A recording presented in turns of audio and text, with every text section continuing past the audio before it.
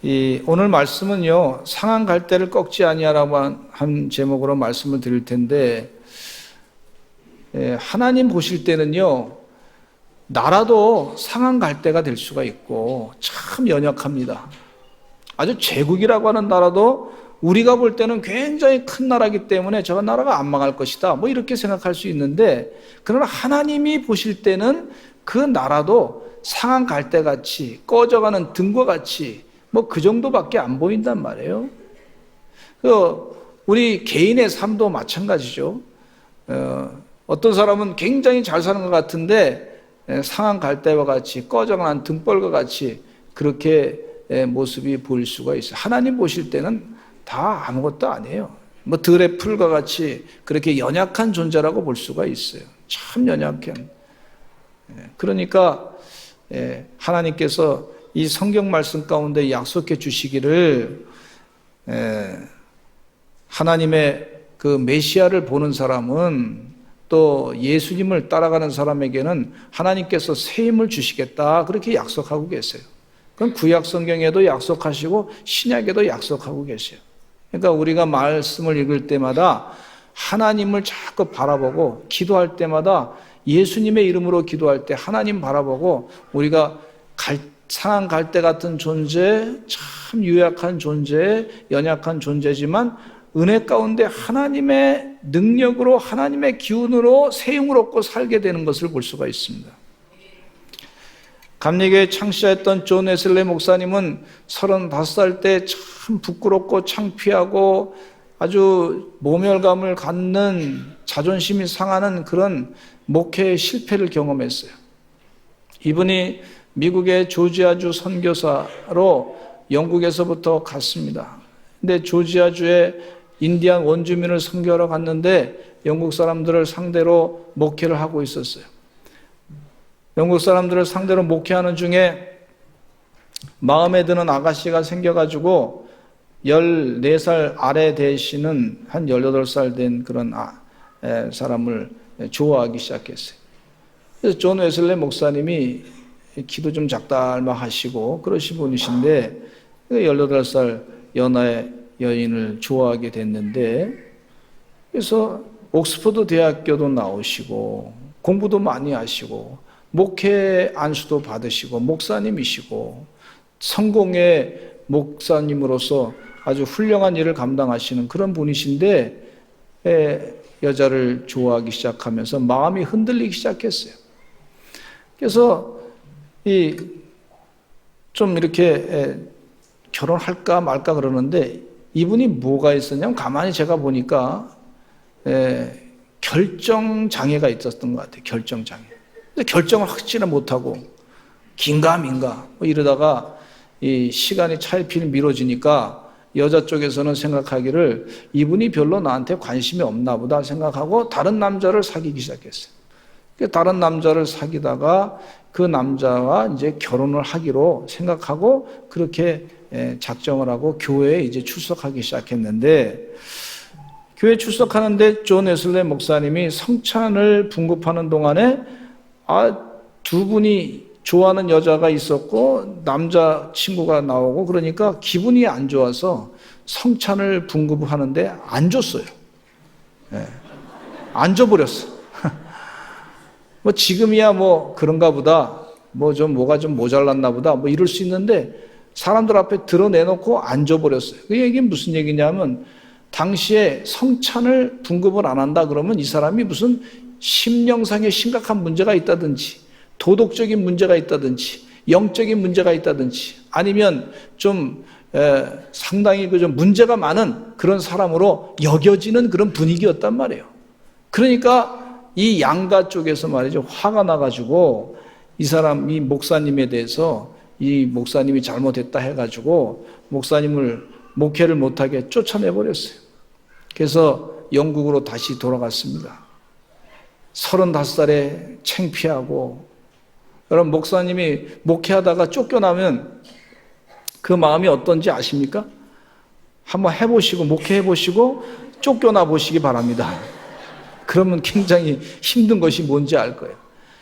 근데 굉장히 이분이 말이죠, 가슴이 찢어지고 막 그냥 그 속상하고 내가 왜 그랬을까 참 부끄럽고 창피하고, 자기가 잘못했으니까 부끄럽고 창피하고 뭐 한마디로 가슴이 다 너덜너덜해진 넝마같이 그렇게 돼버렸잖아요. 너무나 부끄러운 상황 가운데 있었을 때 이 옥스퍼드 대학을 공부하고 뭐 졸업하고, 그리고 옥스퍼드 대학에서 아주 상당한 대우를 해줘서 이 사람이 평생토록 학술의 회원으로서 월급을 받고 살 수 있게끔 그렇게 존경을 해준 그런 인물이에요. 그리고 목사님 안수도 받고 그랬으니 목사님이 됐고, 그러니까 굉장히 대단한 인물인데 아주 상한 갈대가 돼버린 거예요. 망가진 거죠, 한마디로. 목회를 더 해야 될까 말아야 될까, 내 인생을 더 살아야 될까 말아야 될까, 뭐 이런 심각한 그런 우울증 뭐 이런 것까지도 걸려가지고 힘들었었는데, 그가 그래도 찾아간 곳이 어디냐면 월드스케 거리에 있는 성경 공부하는 곳에 가서, 성경 구락부라 그래서 성경 구락부에 가서 거기 참석을 했어요. 그 저녁에 그 상한 심령을 가지고 자기가 잘못했죠. 부끄럽죠. 상한 갈대 같죠. 꺼져가는 등불 같죠. 뭐 그런 아주 사회적으로 막 모멸감을 느끼는 그런 상황 가운데 있었을 때 그래도 그 성경 공부하는 곳에 참석을 했어요. 근데 그 성경 공부한 곳에 참석해가지고 결정적인 변화가 일어났는데 1738년 5월 24일 오후 8시 45분이에요. 근데 그 결정적인 변화가 그 사회자가 마틴 루터 목사님, 종교개혁을 하신 마틴 루터 목사님의 로마서 주석 서문을 읽고 있을 때 갑자기 가슴이 뜨거워짐을 경험했다 그랬어요. 그러니까 이건 여러 번 말씀드렸지만은 갑자기 가슴이 뜨거워졌대요.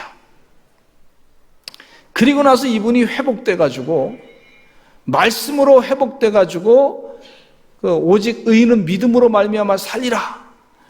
예수님께서 내 죄를 사해 주신 것을 내가 믿습니다. 이런 부분이에요. 그러니까 예수님께서 내 죄를 다 사해 주셨습니다. 참 부끄러운 존재인데 믿음으로 말미암아 살리라. 십자가를 바라보면서 산다. 이 부끄러운 자기의 모습을 발견하게 하시고 주님 앞에 죄를 회개하게 하시고, 그리고 내가 의인이 될 수 있다고 하는 사실, 구원받을 수 있다고 하는 사실을 다시 깨닫고 이분이 말씀 안에서 회복이 됐어요. 아멘 안 하는 거 보니까 그때 1738년으로 같이 가야 되는 모양이에요. 아멘? 네? 회복이 돼가지고 이 회복된 상태에서 이분이 말이죠, 감리교 운동을 일으켜가지고 많은 영혼을 살리는 훌륭한 목사입니다. 35살에 그렇게 회심해가지고 돌아가실 때 89세에 돌아가셨으니까 54년 동안 하나님이 멋있게 사용하셔가지고 그분이 가는 곳곳마다 영혼을 구원하는 놀라운 역사를 일으켰던 걸 볼 수가 있어요. 이 말씀 가운데 깨닫는 것은 상한 갈대를 꺾지 아니하시고 꺼져가는 등불도 끄지 아니하시고 유약한 존재에게 하나님 말씀을 생명을 다시 불어주셔서 힘을 주시고 용기를 주시고 능력을 주시는 분이 바로 하나님이시다. 하나님 이 말씀을 우리에게 오늘 해주시는 거예요. 사람은요 질그릇같이 나약한 존재입니다. 쉽게 깨지는 존재입니다. 상처를 잘 받는 존재입니다. 흔들리는 갈대와 같은 존재입니다. 이 나약한 존재가 어떻게 살아갑니까? 참 살아가기 쉽지 않습니다. 병원에 신방을 가보니까 많은 병자들이 있어요. 참 나약한 존재입니다. 암이 걸려가지고 말이죠, 힘들어하시는 분들이 참 많이 있는 걸 볼 수가 있고, 경제적으로 어려움 당하고 있는 우리 성도님들 가운데도 가정에 보면 갑자기 예상치 않았던 경제적인 어려움과 고통이 확 찾아올 때가 있어요. 나약한 존재예요. 또 어떤 성도님은 교회 왜 안 왔냐 그랬더니 말이죠, 상처받아서 그렇다고 그러더라고요. 왜 상처받았냐 그랬더니 저 성도님이 내가 얘기했던 내용을 다른 사람한테 또 얘기해가지고 그래서 내가 그것 때문에 피해를 받아서 상처받았다고 해서 교회를 안 나오시고 그러신 분도 계시더라고요. 참 연약한 존재. 신앙생활 오래 했는데도 불구하고 그것 때문에 또 교회를 막 그냥 나올까 말까 뭐 이렇게 흔들흔들 거리시는 걸 볼 수가 있어요. 참 상한 갈 때야, 상한 갈 때. 예. 제가 설교했는데도 왜 그 다음 주에 안 나냐 했더니 목사님 설교에 내가 상처받았다고 그러시더라고. 그래서 안 나오시더라고. 또 교회를 왜 안 나오냐 그랬더니 또 목사님 꿈에 나타나가지고 나한테 나쁜 소리 해가지고 안 나왔다고 그러시더라고. 그래서 아주 이게 얼마나 사람이 참 나약하더라고. 아주 나약한 존재, 연약한 존재. 조금 섭섭한 게 있으면 섭섭이가 들어가고, 조금 삐질 일이 있으면 삐질 뉴스도 막 들어가고, 막 이래서 상처를 막 받아가지고 그러시더라고. 근데 목회하다 보니까 참 신기한 현상은 상처를 받은 사람은 많은데 참 무수히 많습니다, 상처받는. 근데 상처 준 사람은 얼마나 극소수인지 몰라. 아주 몇 명 안 돼, 상처 준 사람. 근데 상처를 주시는 분은 또 어떤 형태를 뭐냐면 상처를 자기가 줬는지도 몰라. 뭐 그런 현상이 있어요. 그러니까 나약한 존재들이 참 우리 인간이라고 볼 수가 있고, 나라도 마찬가지로 나약한 나라가 되는 걸 볼 수가 있어요. 그러니까 우리나라가 어떤 청년들은 얘기하고 우리나라가 살기 힘들다고 헬조선이라고 우리나라를 떠나자 그러는데, 여러분 세계에 7천만 명이 난민이야, 난민. 나라가 없어가지고 그렇게 살고 있는 사람들도 참 많이 있어요. 그러니까 하나님 은혜 가운데 우리가 살고 있는 나라를 감사하고 살아야 될 줄로 믿습니다. 근데 요즘에 좀 불안해요. 왜냐하면 뭐 목선이 왔는데도 뭐 발견도 못했다 그러고 뭐 다시 보냈다 그러고 뭐 이런 얘기 많이 들리는데 뭐 자꾸 거짓말하는 것 같은 느낌이 자꾸 들어가지고 백성으로서 좀 불안해요. 나라가 지금 이게 목선이 하나 왔으면 그냥 잡으면 될 걸 말이죠. 간첩이 왔으면 간첩도 몇 년 조사하고 좀 몇 개월 조사하고 좀 보내고 그러면 될 텐데 좀 나라가 이상해요. 이상해. 좀 걱정이 됩니다. 여러분 기도 많이 해야 될 때입니다. 지금 누가 거짓말하는지 모르겠어요. 좀 거짓말도 하고 그러는 것 같아서 걱정이 되는데, 그러나 하나님이 지켜주시면 다 밝혀질 줄로 믿습니다. 첫째는요, 상한 갈대와 꺼져가는 등불 같은 나라라 그랬어요. 이스라엘 나라가요, 이사야 1장부터 39장까지는 이스라엘 나라가 이 교만했을 때 예언의 말씀입니다. 섰을 때 넘어질까 주의하라. 국방적으로 잘 나갈 때, 또 경제적으로 잘 나갈 때, 정치적으로 여러 나라와 잘 이 동맹을 맺어가지고 잘 나갈 때, 그런데 하나님을 자꾸 떠나는 것에 대해서 이사야 예언자가 걱정하면서 하나님의 심판을 받을 것이다, 경고의 예언의 말씀을 자꾸 하고 있어요. 이렇게 살다가 하나님의 심판을 받습니다. 이렇게 살다간 하나님의 큰 심판을 받습니다. 위험한 일이 닥칩니다. 그렇게 경고의 메시지를 자꾸 전했어요. 섰을 때 넘어질까 주의해야 될 줄로 믿습니다. 우리 한번 따라 합시다. 섰을 때 넘어질까 주의하라. 지금 대한민국이 잘 나가는 것 같은데, 경비를 철통같이 국방을 잘하고 있는 것 같은데, 잘하고 있는 것 같을 때에서도 섰을 때 넘어질까 주의해야 되는 거예요. 이게 성경 말씀이 지금 우리에게 꼭 필요한 말씀이에요. 섰을 때 넘어질까 주의하라.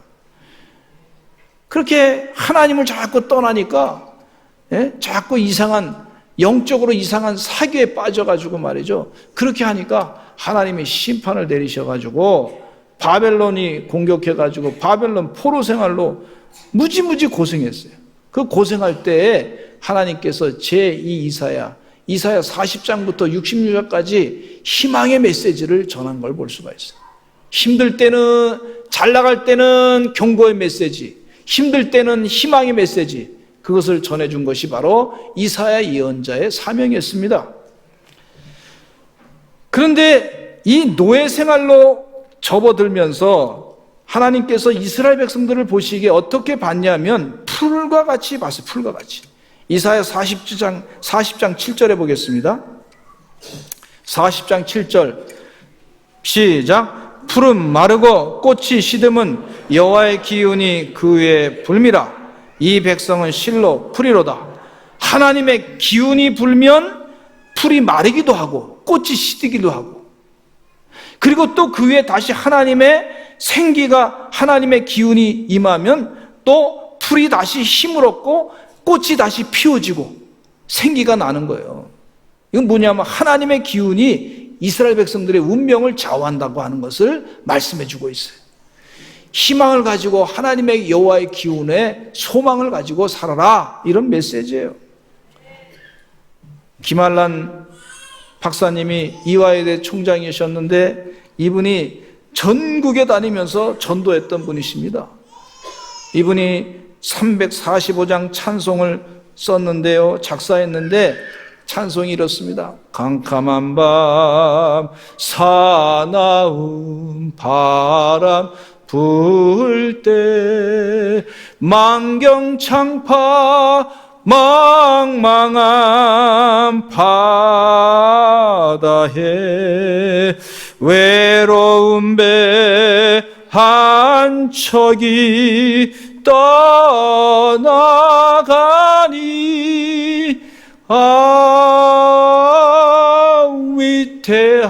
위태하구나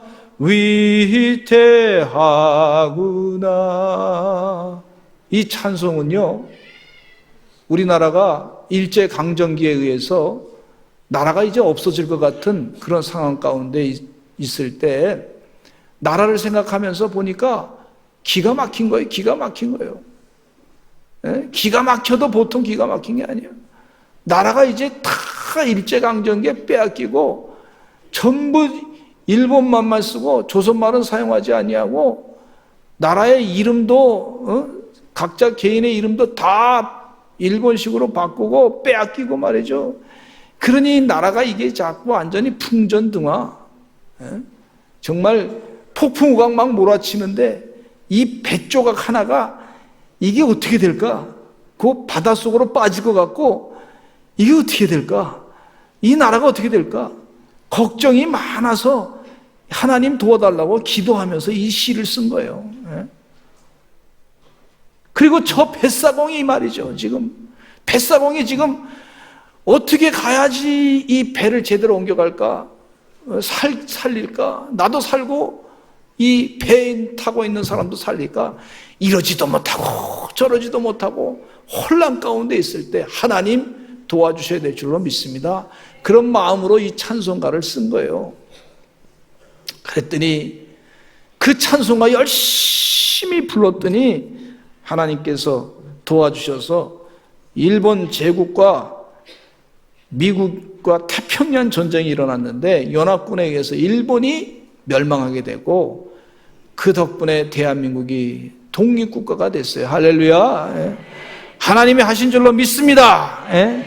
우리 하나님께 영광의 박수를 한번 치겠습니다. 하나님 감사합니다. 하나님 감사합니다. 하나님 감사합니다. 이 독립국가가 됐어요. 여러분, 나라가 독립이 된다는 게, 이 독립이 된다는 게 쉬워요? 어려워요?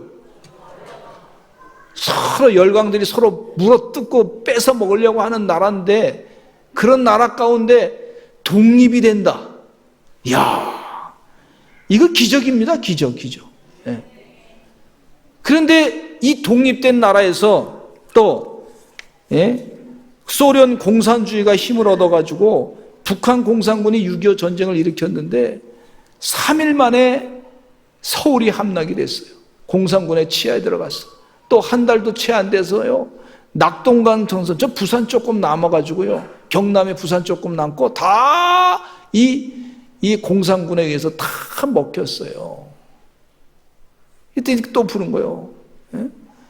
만경창파 찬잔한 바다에 외로운 배 한 척이, 또 하나님 살려달라고 기도했죠. 우리 신앙의 선배들이요, 6.25 전쟁 났을 때 가만히 있었던 것이 아니라 교회 가서 기도해서 하나님 살려달라고, 하나님 한번 기회 달라고, 우리 죄진 거 많다고 용서해달라고 밤새도록 기도하고, 새벽을 깨어 기도하고, 교회 종소리 나면 또 모여서 기도하고, 또 기도하고, 또 기도하고, 목숨 걸고 기도하고, 그리고 또 기도하는 동안에 그냥 기도한 게 아니라 산에 가서 산상기도도 하고 말이죠. 그렇게 기도해가지고 이 나라가 메가다 장군이 인천 상륙작전 해가지고 다시 그 압록강까지 진격하게 되고, 그리고 대한민국이 이 38선을 이제 이 DMZ 해가지고 이렇게 나눠지긴 했지만은, 그러나 경제적으로 하나님 은혜 가운데 축복하셔서 날마다 기도하니까, 우리나라도, 우리 교회도요, 맨날 기도하니까 우는 교회라고 소문이 났어요. 여러분, 울면서 기도하는 게 하나님께서 그 눈물을 닦아주시라 그랬어요. 닦아주신다 그래요. 누가 해결해 주셔야 돼요? 하나님이 해결해 주셔요. 하나님이 해결해 주시니까 북한 독재 정권은 지금 아주 거지 나라가 됐고, 소련하고 연합해가지고 공산주의에 연합하고 사회주의하고 연합해가지고, 그러니까 거지 나라가 됐고, 우리는 하나님을 믿으니까 하나님 살려주실 줄로 믿습니다. 그렇게 자꾸 기도하니까 미국하고 동맹을 맺게 되고, 미국하고의 그 미국의 이 정신은 말이죠, 청교도 정신의 기독교 정신 아닙니까? 그 청교도 기독교 정신에 의한 자유민주주의 국가와 동맹을 하니까 잘 살게 됐어요. 잘 살게 됐어요. 대한민국 여자분들이요, 10시 넘어서 혼자 그 길을 걸어가도 요즘엔 조금 불안하죠. 근데도 길을 걸어가도 그래도 안전한 데가 대한민국이에요. 이 은혜입니다, 은혜. 할렐루야. 이런 나라 만들었어요. 하나님이 도와주셔서 초대교회, 영락교회 초대 목회 담임 목사였던 한경진 목사님, 한국의 성자 아닙니까? 이분이 설교 가운데 이런 얘기했어요. 여러분, 공산주의는 거짓말쟁이입니다. 거짓말쟁이 공산주의와 같이 살 수가 없습니다. 거짓말쟁이. 공산주의는 공산치에서 살던 사람이니까 알죠. 얼마나 거짓말을 많이 해주고 사람을 괴롭히는지, 고통을 당하다가 넘어왔는데, 그분 설교 가운데 실제로 경험하신 분이 그런 얘기하는 거예요. 그렇게 상한 갈대와 꺼져가는 등불과 같은 나라를 위해서 기도했더니, 기도라고 하는 것은 주님을 바라본다는 거예요. 하나님을 바라본다는 거예요. 나의 안에 나를 채우는 게 아니라 하나님으로 가득 채운다는 거예요. 기도가 그겁니다, 그거. 하나님의 능력을 믿고 하나님을 가득 채우니까 하나님께서 우리 나라를 이렇게 축복의 나라로 바꿔주셨습니다. 지금 요즘에 우리가 선교를 F4 가잖아요. F4 선교 가는데, 지금 우리 교인들 가운데 한 400명 정도, 한 500명 정도 해외 선교 갔다 오셨어. 뭐 선교도 그냥 가는 게 아니라 비행기 타면 그냥 다 선교 가는 거예요. 필리핀은 뭐 여러 번 갔다 오고, 우즈베키스탄, 무슨 뭐 키르기스탄, 또 몽고, 일본에도 선교 갔다 오고. 세상에 이런 시대가 옛날에 있었습니까? 예? 미얀마 비행기만 타면 그냥 훅 가서 선교 활동하고 갔다 오고. 이제 금년 8월에는 미국에 가가지고 창조과학회 가는데 그랜드 캐년을 가서 구경하고, 데스밸리도 구경하고. 이런 나라가 한 30년 전만 해도 미국 가고 일본 가고, 뭐 동네에서 한두 가정 뭐 가문의 영광이다 뭐 그럴 정도로 그런 시대가, 그런 시대에 살았는데, 지금은 막 글로벌 시대 다 갔다 오는 거예요. 근데 누가 하신 거예요? 하나님 하신 거예요. 하나님 바라보니까 하나님이 역사하셨어요. 2700년 전에 하나님이 약속하신 그 약속, 그 약속이 이루어졌는데, 이사야 42장 1절에 하나님이 지금 이스라엘 백성들에게 말씀하셔서 이렇게 말씀하고 있어요. 같이 한번 읽어보겠습니다. 시작. 내가 붙드는 나의 종, 내 마음에 기뻐하는 자, 곧 내가 택한 사람을 보라. 내가 나의 영을 그에게 주었은즉 그가 이방의 정의를 베풀리라. 내가 붙드는 나의 종, 메시아, 예수님이죠. 예수님을, 내가 택한 사람을 바라보라. 그가 이방의 정의를 베풀리라. 우리 주님께서 일하신다, 이 얘기예요. 2700년 전에 우리가 이 말씀을, 예언의 말씀을 우리가 2700년 전에 성경 말씀을 통해서 이사야 예언자를 통해서 받았는데 믿고 주님만 자꾸 의지하니까 하나님이 이 세상을 하나님의 거룩한 땅으로, 정의가 나타나는 땅으로 바꿔주시는 줄로 믿습니다. 그리고 사도 바울이 이 말씀을 읽고서 또 깨닫고 2000년 전에 사도 바울이 하신 말씀이, 히브리서 12장 2절 말씀이 2000년 전에 하신 말씀이 지금도 이 말씀대로 믿으면 이루어진다는 거예요. 같이 읽어보겠습니다. 시작. 믿음의 주여 또 온전하게 하시는 인 예수를 바라보자. 그는 그 앞에 있는 기쁨을 위하여 십자가를 참으사 부끄러움을 개의치 아니하시더니 하나님 보좌 우편에 앉으셨느니라 그랬어요. 믿음의 주여 온전하게 하시는 예수를 바라봐야 됩니다. 우리 신앙의 선배님들이요, 지금도 우리 서산제일감리교 성도들이 신앙생활하면서 십자가를 바라보면서 주님을 바라보니까, 희생하니까 우리 대한민국은 살게 될 줄로 믿습니다. 하나님이 그 약속하셨어요. 두 번째, 개인적인 상한 갈 때와 또 꺼져가는 등불, 질그릇에 대해서 설명하고자 하는데, 이 질그릇 같은 존재, 우리가 개인적으로 보면, 그런데 이 질그릇 같은 존재, 쉽게 깨질 수밖에 없는 존재, 상처받을 수밖에 없는 존재, 참 부끄러울 수밖에 없는 존재, 또 죄질 수밖에 없는 존재. 저도 아내한테 구박을 많이 받습니다. 그럴 때마다 내가 부끄럽다. 그 질그릇 같은 존재, 질그릇. 약점이 많습니다. 약점이 많아요. 그 약점을 지적할 때마다 지적질 좀 그만하라고 그러는데, 그런데도 약점이 많아. 질그릇 같은 존재야. 그런데 그 질그릇 같은 존재에 누가 계시냐면 예수님이 계시에요. 예수님께서 어떻게 하시기로 약속하셨냐면 고린도서 4장 7절 11절 한번 읽어보겠습니다. 시작.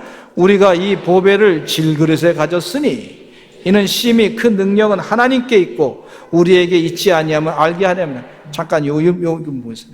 보배가 뭐냐면 예수님이세요. 그것을 질그릇은 우리의 몸에, 우리의 몸과 같이 우리 같은 인생이에요. 참 부끄러운 인생이에요. 죄질 수밖에 없는 인생, 지렁이 같은 인생, 벌레 같은 먼도 못한 인생, 그런 인생인데 그 안에 예수님이 계시니까 심히 큰 능력이 하나님에 있고 우리는 약하다 하는 것을 깨닫게 하시는데, 주님이 함께 하시니까 어떤 역사가 일어나냐면 이 지금 약속하신 거예요. 같이 읽어보겠습니다. 시작. 우리가 사방으로 우겨싸움을 당하여도 쌓이지 아니하며 답답한 일을 당하여도 낙심하지 아니하며 박해를 받아도 버림받지 아니하며 거꾸로 뜨림을 당하여도 망하지 아니하고 우리가 항상 예수의 죽음을 몸에 짊어짐은 예수의 생명이 또한 우리 몸에 나타나게 하려 함이라.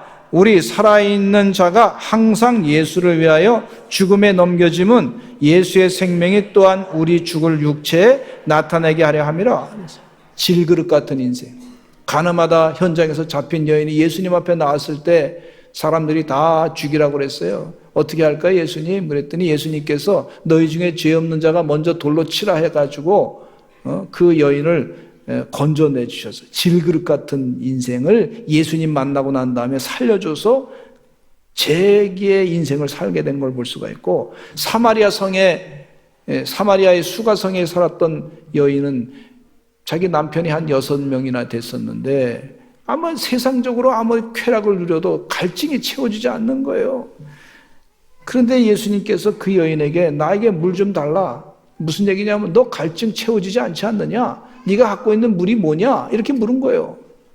그랬더니 아니 예수님, 유대인 남자가 어떻게 이렇게 나에게 물을 달라고 할 수 있습니까? 그랬더니 예수님이 하신 말씀이, 물을 달라는 사람이 누군지 알았으면 내가 오히려 물을 구했을 것이요 내가 너에게 생수를 줄 것이다 그랬어요. 예수님이 우리에게 생수를 주시는 줄로 믿습니다. 네가 찾는 방법 가지고서는 갈증을 해결할 방법이 없어. 너 지금 네가 찾는 방법으로 물이 많이 넘치느냐? 다른 사람에게 줄 수 있는 물이 있느냐? 생수가 있느냐? 이렇게 묻는 거예요. 그때 이 여인이 자기가 없음을 깨닫고 예수님으로부터 생수가 온다고 하는 사실을 깨닫고서 회개하고 주님을 의지하고 주님으로 가득 채워주니 다른 사람에게 생수를 줄 수 있는 그런 충만한 은혜의 사람이 된 것을 볼 수가 있어요. 요한복음 7장 37절로 38절에 이런 말씀하고 있습니다. 시작. 명절 끝날 그 큰 날에 예수께서 서서 외쳐 이르시되 누구든지 목마르거든 내게로 와서 마시라. 나를 믿는 자는 성경에 이름과 같이 그 배에서 생수의 강이 흘러나오리라. 예수님을 믿는 사람은 생수의 강이 흘러 넘쳐서 마른 풀과 같은 존재가 새 힘을 얻게 되고, 연약한 질그릇 같은 존재가 보배를 갖게 되고, 사방으로 우겨쌈을 쏴도 이기고 극복해낸다고 말씀해 주고 있어요. 예수님 만난 사람, 이사야서에는 하나님께서 붙드는 나의 종이다 그랬어요. 그 종을 바라보는 사람에게는 상한 갈 때도 꺾지 아니하시고 꺼져가는 등불도 끄지 아니하시고 새 힘을 주시는 하나님의 은혜가 있는 줄로 믿습니다. 이효진 집사님이시고 또 얼마 있다가 사모님이 되셨는데, 이분은 소장님이세요. 건축회사의 소장님이 되셨는데, 이분은 태어난 지 18개월 만에 연탄 아궁이에서 끓고 있는 주전자 위로 거꾸로 떨어지게 돼가지고 얼굴과 손에 3도 화상을 받았습니다. 얼굴이 막 다 망가졌어요. 망가져서 학교 갔더니 친구들이 괴물이다, 파충류다, 뭐 귀신이다, 뭐 이렇게 놀렸어요. 매일 죽고 싶다는 생각을 했습니다. 중학교 때 좀 수술을 또 이렇게 좀 잘 보이게 해서 했는데 그게 실패해가지고 더 망가지게 됐어요. 그래서 약 먹고 죽어야 되겠다 해서 약 먹고 죽으려고 작정을 했는데 어머니가 너 죽으면 안 된다고, 네 생명은 내 생명과 같다 하면서 막 울면서 어머니가 하소연하니까 내가 죽으면 어머니도 죽겠다 생각해가지고 그때부터 열심히 어머니 때문에 살아야 되겠다 공부했어요. 그 대학교를 졸업했는데 직장에 갈 수가 없으니까 또 대학원을 또 공부했어요. 대학원 가서 공부 끝나고 나니까 직장에 들어갔는데 좀 살만하니까 어머니가 교통사고로 돌아가셨어요. 얼마나 마음이 아픈지. 하나님, 나한테 해준 게 뭡니까 이게? 이럴 수 있는 상황인데 그 교회 사모님이 오셔가지고 그래도 이효진 그 소장님의 마음을 돌이키기를, 어머니가 늘 기도했는데, 당신을 위해서 기도했는데, 어머니가 늘 기도했는데,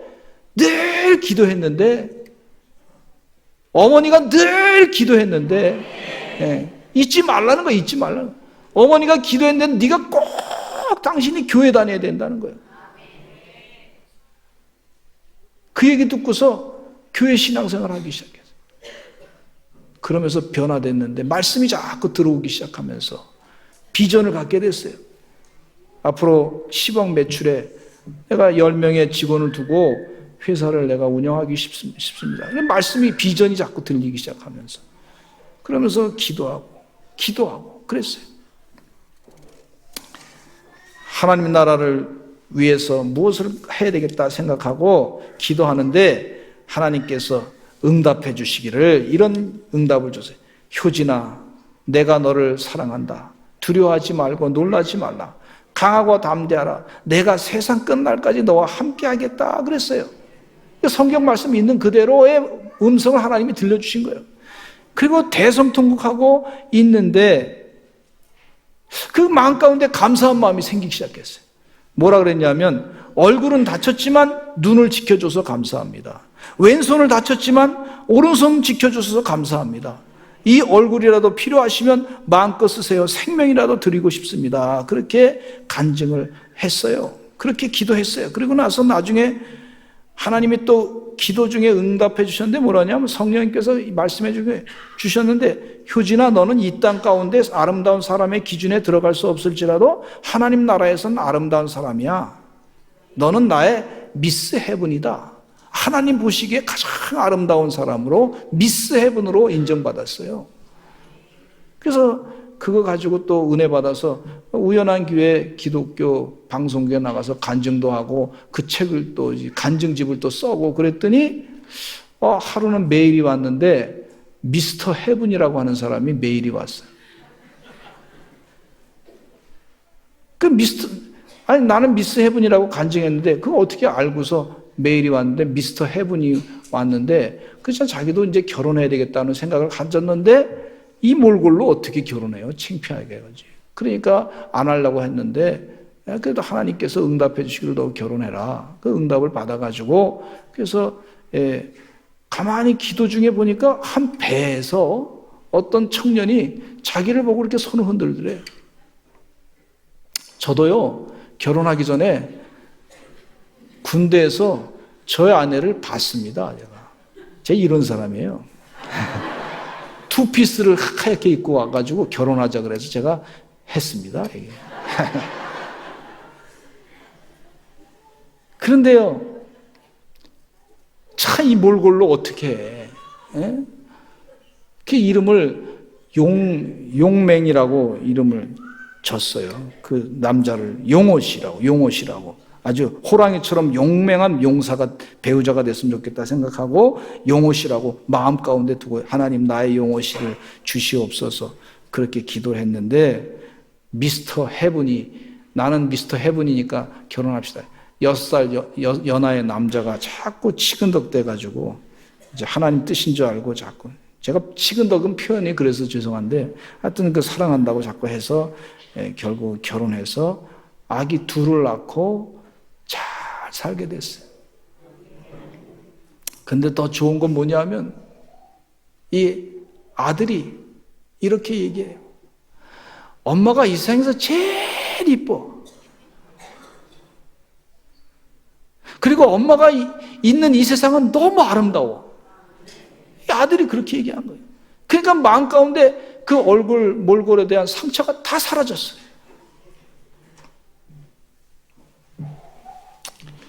한번 그 영상 한번 잠깐 보겠습니다. 한 1, 2분 되는데.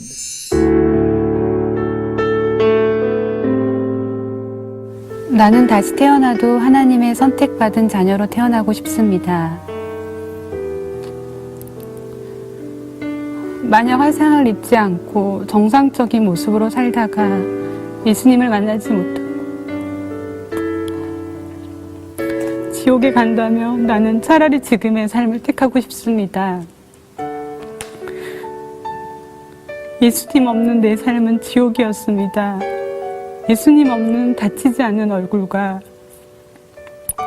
예수님을 만난 화상 입은 얼굴 두 가지 중 하나를 택하라고 한다면 나는 후자를 선택할 것입니다.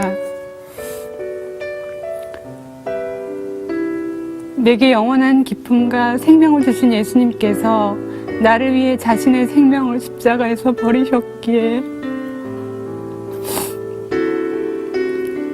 나도 내가 가진 모든 것을 주님께 드리고 싶습니다. 주님의 은혜는 내 심장을 떨리게 하고 나의 두 눈에 뜨거운 눈물이 흐르게 합니다. 이제 나의 머리부터 발끝까지 전부 당신께 쓰임받은 후 영원한 나라에 들어가고 싶습니다. 이 세상은 잠시 머무는 곳이기에 나는 그 나라를 위해 나의 모든 삶을 불태울 것입니다. 나를 쓰시옵소서 당신께 드립니다. 예수님은 상한 갈대 같은 우리 인생, 꺼져가는 등불 같은 우리 인생 다가오셔서 회복시켜 주시고 상처받은 우리 인생을 어루만져 주시고 새 힘을 주시고 용기를 주신 분이 바로 예수님이십니다. 하나님이 우리 예수님을 바라보라 그랬어요. 예수님을 바라보시고 그전에는 나로 살아갔는데 나로 살아가는 게 아니라 예수님으로 살아가시길 바랍니다.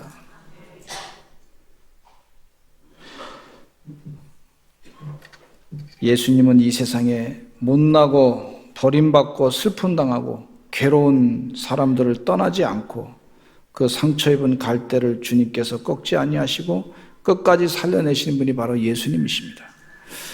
예수님은 다 타버린 꺼져가는 등불도 살려놓으신 분이시고 질그릇 같은 인생을 보배로 바꿔주시는 우리 주님이 바로 예수님이십니다. 여러분 예수님으로 잔뜩 내 영혼을 채우시길 간절히 축원합니다. 하나님 말씀으로 가득 채우시기를 간절히 축원합니다. 다윗이요 사울왕한테 쫓기면서 아무것도 자기가 할 수 없었어요. 자기가 할 수 있는 거 사울왕한테 대항할 수도 없어요. 뭐 자기 군사가 있습니까? 무기가 있습니까? 아무것도 없었어요. 그가 오직 할 수 있었던 거 하나는 그저 하나님만 찬양해서, 하나님 나 힘듭니다. 하나님 위대하십니다. 하나님 강대하십니다. 나의 반석이십니다. 이렇게 고백만 했어요. 하나님만 가득 채웠어요. 때가 되니까 하나님의 때에 하나님께서 다윗 왕가를 높여 세워주시고 강성하게 하신 줄로 믿습니다. 여러분, 하나님으로, 예수님으로 가득 채우시는 주의 종들 되시기를 간절히 축원합니다. 우리 다 같이 주여 한번 외치고 기도하겠습니다. 하나님, 내 기분 나쁜 감정을 채우는 것이 아니라 질그릇 같은 인생, 상처받은 영혼 주여 도와주시어서 예수님으로 가득 채우게 해주시고, 하나님으로 가득 채우게 해주시고, 주님 바라보고 하나님 바라보고 달려가게 하여 주시옵소서. 하나님 말씀이, 진리의 말씀이 소중한 말씀임을 깨닫고 그 말씀을 붙잡고 달려가게 해 주시옵소서. 우리 주여 한번 외치고 기도하겠습니다. 주여, 아버지 하나님이여, 우리 주님만 바라보고 예수님 바라보고 달려가는 하나님의 귀한 종들이 다 되게 해 주시옵소서. 상처가 많은 인생, 질그릇같이 깨지기가 쉬운 인생, 하나님 또 꺼져가는 등불 같은 인생, 하나님 도와주시어서 하나님을 가득 채워주시고 하나님으로, 주님으로 가득 채워주시어서 아버지 영적인 승리를 날마다 이뤄내는 주의 백성들 되게 주시옵기를 간절히 간구합나이다. 어리석은 아버지 교만한 자들 되지 않도록 도와주시고, 아버지 주님께 기도할 때마다, 간구할 때마다, 말씀에 설 때마다 주님으로 가득 채우고 하나님으로 가득 채우는 거룩한 영혼, 축복의 영혼 되게 주시옵기를 간절히 간구합나이다. 주여 축복하여 주시옵소서. 우리 사랑하는 귀한 성산절 감리교 성도들, 주님 전에 와서 눈물로 기도할 때마다 주님만 바라보라, 하나님 말씀을 바라보라, 하나님의 은혜를 사모하라고 하셨는데, 아버지 하나님이여, 그 뜻대로 주의 은혜를 사모하는 하나님의 귀한 종들 되게 하여 주시옵소서. 아버지 하나님이여, 문제 가운데 해결하시는 하나님의 귀한 기적을 다 체험하는 은혜의 귀한 종들이 다 되게 하여 주시옵소서. 예수님의 이름으로 기도하옵나이다. 아픈 곳에 손을 대시고 기도하실 때 우리 주님이 고쳐주실 줄로 믿습니다. 나사렛 예수 그리스도의 이름으로 명하노니 병만은 물러갈지어다, 필요한 세포는 재창조될지어다, 태문은 열려질지어다. 나사렛 예수님의 이름으로 명하노니 암덩어리는 물러갈지어다, 노가 없어질지어다. 나사렛 예수님의 이름으로 명하노니 내장과 장기와 기관과 혈관은 정상적으로 다 변화될지어다. 잘못된 식습관은 물러갈지어다. 나사렛 예수님의 이름으로 명하노니 성령 충만함으로 모든 바른 음식만 먹을 수 있게 하여 주시옵소서. 나사렛 예수님의 이름으로 명하노니 부정적인 생각은 물러갈지어다. 잘못된 생각은 다 사라질지어다. 주님의 영으로 가득 채워지게 하여 주시옵소서. 예수님의 이름으로 기도드렸습니다. 아멘.